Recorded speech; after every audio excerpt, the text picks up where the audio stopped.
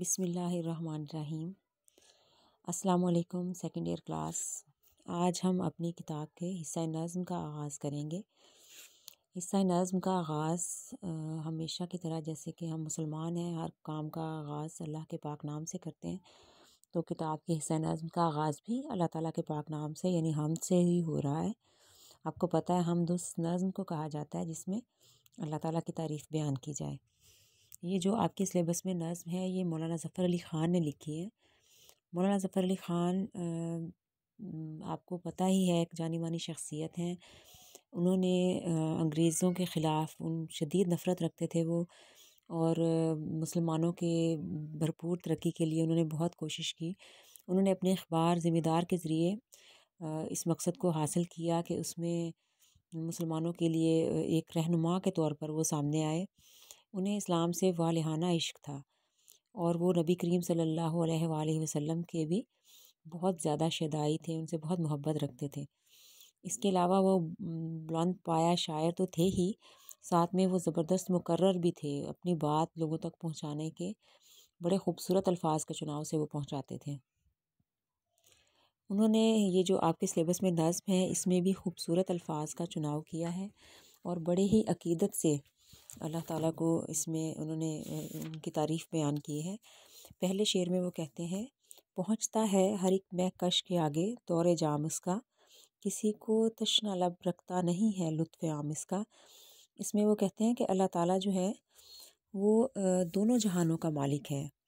اس نے اس کائنات کو بنایا ہے اور انسان کو اس کائنات میں اپنا نائب مقرر کیا ہے، لیکن ایسا نہیں ہے کہ وہ انسان کو بنا کے اور دنیا کو بنا کے اس کو بھول چکا ہے، بلکہ وہ ہر وقت اپنے بندوں کے حال پر نگاہ رکھتا ہے۔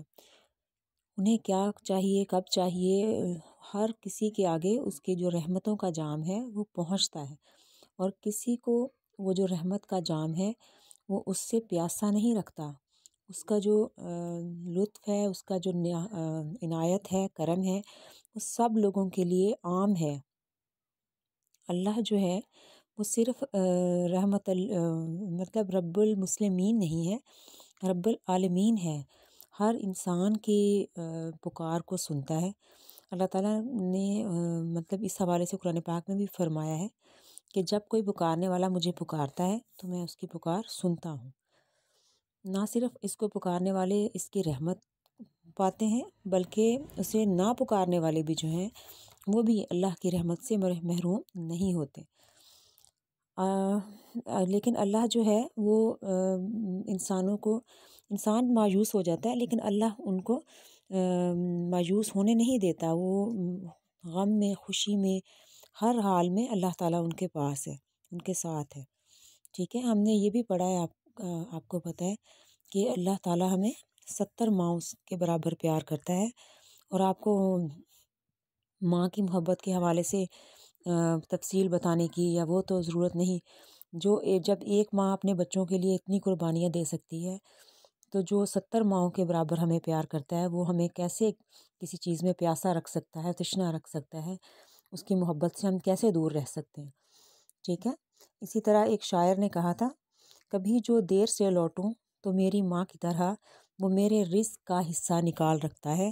یعنی اللہ تعالیٰ جو ہے وہ کسی کے لیے بھی اپنے دروازے بند نہیں کرتا، اپنی رحمتوں کے دروازے بند نہیں کرتا، بس اس کی محبت جو ہے، اس کا جو محبت کا جام ہے، جو اس کے لطف کا، اس کی عنایات کا جام ہے، وہ ہر مہکش کے آگے، ہر انسان کے آگے جو ہے وہ پہنچتا ہے۔